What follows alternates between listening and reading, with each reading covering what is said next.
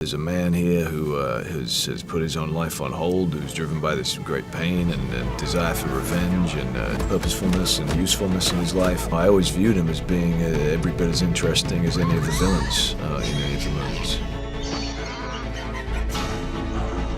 I had paired up Batman and Robin versus Jason Voorhees in this multiverse battle to see who would have won. But that being said, there's many differences between Batman and Robin and Jason Voorhees. Whether Jason goes to Gotham on a killing spree, it would be very interesting to see the three in a three-way triple threat match. But I offered the question to you. Now, we had 6,400 votes altogether from the time I'm making this video. That's 79% for Batman and Robin, and a whopping 21% for Jason Voorhees. In today's multiverse video, I will be discussing these two iconic franchises and talk about who I think could win in such a battle. That being said, here we go. How this fits into the movie and Jet flight in the sky in jet mode.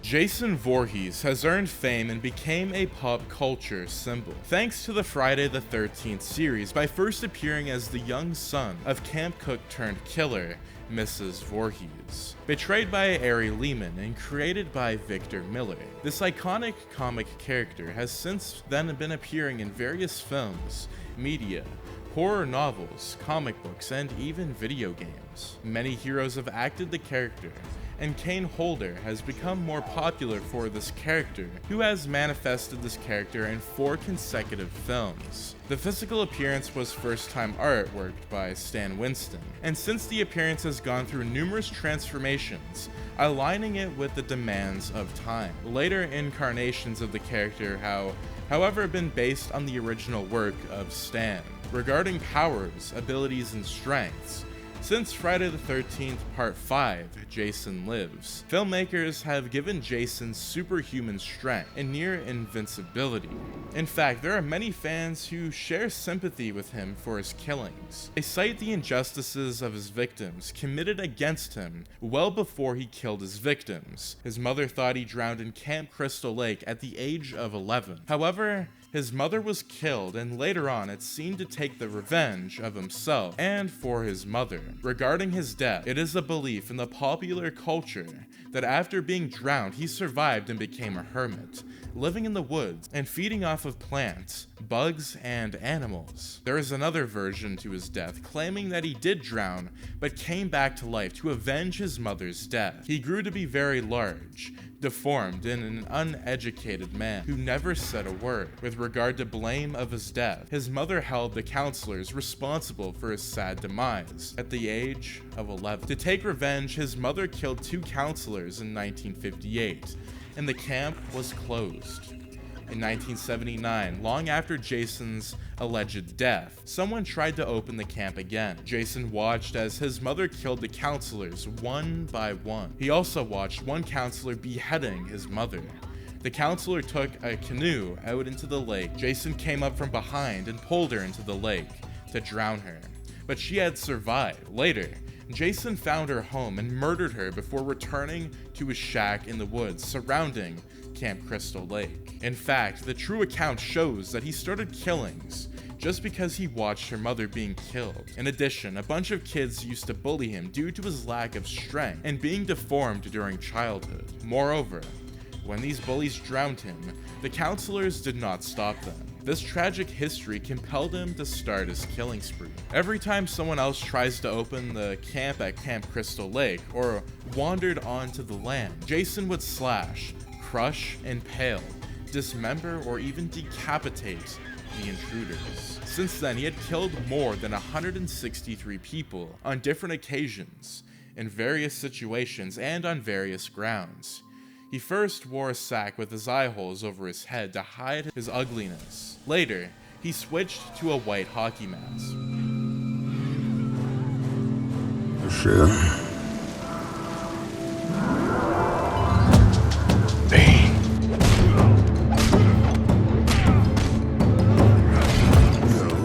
This black car will be rather difficult to miss. Before Batman and Robin can defeat Jason and save the city, let us recuperate the strength of Jason. Jason has superhuman strength. He regenerates after being killed, and in fact, apparently he died a number of times, but was brought back to life by a lightning bolt, by a girl with telekinetic powers, and by a submerged power cable. For instance, at the end of Part 8, toxic waste in Manhattan's sewer ate after his body until nothing remained but bones. However, he somehow popped up into one piece back at Camp Crystal Lake at the start of Part 9. Then he was blown to bits. Although his heart continued to beat, the living heart allowed him to possess living humans. Then we learned Jason could be born again through another Voorhees, and that only a Voorhees can kill him forever. Jason killed his sister Diana and used the corpse to be reborn. He then attempted to kill his niece Jessica and her child Stephanie to make sure he could not be destroyed. This account shows how powerful he really is. The first realistic approach to defeat and kill Jason would need both Batman and Robin to do what Jessica Voorhees did. But Jessica Voorhees stabbed him with a special dagger and sent him straight to hell. Both these heroes direly need to kill him through stabbing him in the heart, and rewrite history and kill the monster Jason Voorhees. What further they can do to kill him is to use high stun chase weapons.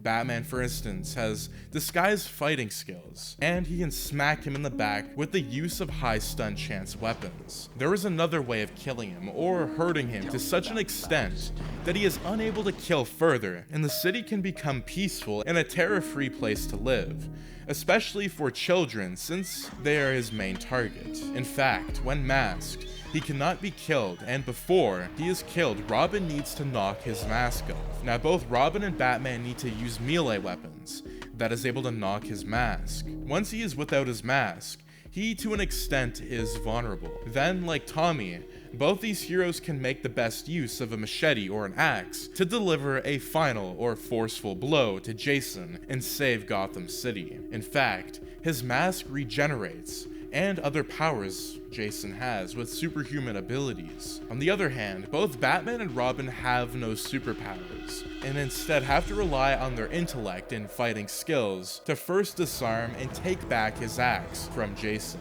In addition, Robin needs to rely on his peak physical conditions, master martial arts and acrobatic skills, especially in swords if we're using Damian Wayne's Robin. If all these approaches takes and it proves to be futile, both Batman and Robin need to exploit the weaknesses of Jason and give him a crushing defeat with the possibility of killing him. Here comes the fact that water is the leading weakness of Jason. Both Batman and Robin can capitalize upon this weakness before he commits the killing spree. This was due to the circumstances of his death when he drowned in Crystal Lake as a child.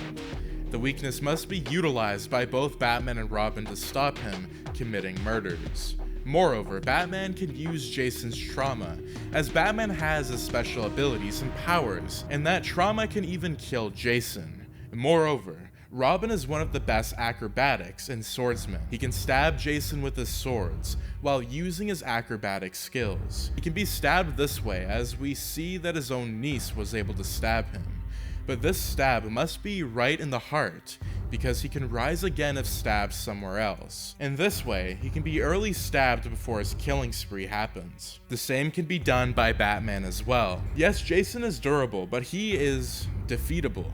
He is no match for Batman. Grundy was also durable, but he was electrocuted, trapped him, kicked him into submission, and even burnt him. Now, if he was electrocuted in the water, which Jason fears the most, just because of water phobia of that lake, it would not only stop him from killing, but it would put an end to his life to secure the city. Batman has faced lots of enemies in his career, but this is not something unthinkable. Batman has also the ability to freeze him, and this is one of the options to stop him killing the innocent people. Batman is best at his contingency plans he used for almost every single giant enemy he faced in a previous fight, including Superman. When his enemies used to go rough, he used his contingency plans best he could. He would not face the difficulty to use the skill against Jason to isolate, neutralize, and immobilize Jason Voorhees. But a more realistic view can somewhat different. For instance, Batman can stop Jason, but he cannot defeat him. This is another perspective.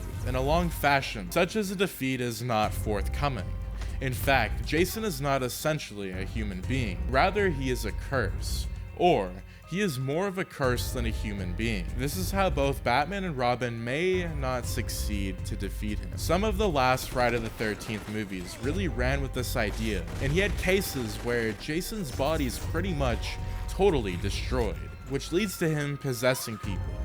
Eventually, he's brought down by a member of his own bloodline, ending the curse. In Jason X, Jason's ability to come back apparently extends to absorbing technology, which would give Batman a hard time. Of course, in the same movie, they basically find him in a freezer where he's been for a long time, and Batman could probably arrange to have him imprisoned in a similar fashion. This was the real opportunity he could use and implement. However, that being said, if they ever met in the comics, Batman would wind up defeating Jason Voorhees easily using his unusual methods. For such, he'd call Zatanna, who he usually is allied with when he runs into magical and supernatural beings. He has no easy way to deal with them. Batman isn't arrogant, and he typically knows when he needs help. Zatanna versus Jason would be quick, since Zatanna can break curses, and at the end of the day, she can do just about anything, which is why they don't really use her more often. Years ago, there was a bit where Harley Quinn blows herself up with an experimental jetpack, goes to hell, and escapes. She's a formless entity, while Zatanna was basically able to create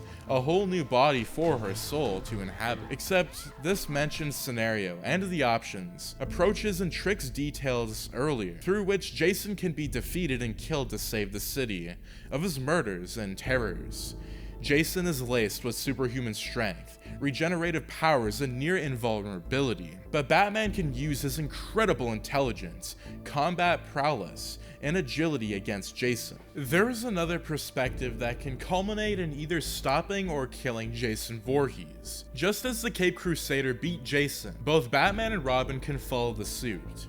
In fact, Solomon was battled by Batman, and now Grundy and Jason have more than one thing in common. Both are zombie creatures with incredible physical powers, able to withstand a lot of damage. Batman is physically outmatched by Jason, whose strength is superhuman. Nevertheless, Batman is with such strength and physical prowess, tactics, and the ability to use weapons and implement strategies. Such sources must be utilized as well against Jason. Jason Voorhees has a history of compulsions to kill and maim children. In childhood, he was bullied, discriminated against, and when he was drowned in the lake, counselors did not stop the perpetrators to do so. The mother resorted into taking revenge for the son, who was drowned and killed. In the process, she was beheaded, and Jason watched her mother die. He since then was bent upon to take revenge from his enemies, and with his supernatural abilities, although we see visible injustices committed against him during his childhood days, and this is the main reason that many audiences are sympathetic with him, even when he is on a killing spree. But committing further murders, and more than 163, cannot be justified. The city has become a safe haven for his crimes to commit, and he is a symbol of terror. Batman and Robin must leave no stone unturned to defeat and kill him before he kills children again. His weakness and water phobia is an option. His own curse must be reverted against him. Batman and Robin must also emulate Jason's niece, Jessica, who was able to kill him. There are other options to approach and trick Jason to stopping the killings.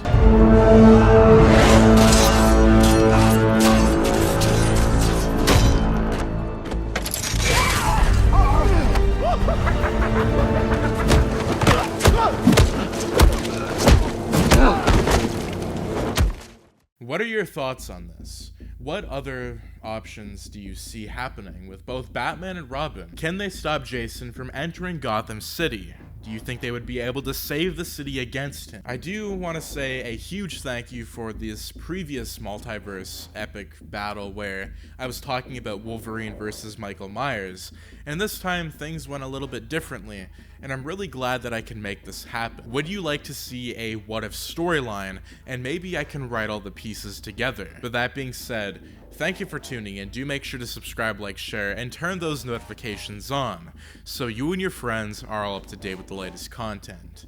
But that being said, thank you for tuning in and have a wonderful day. Peace out.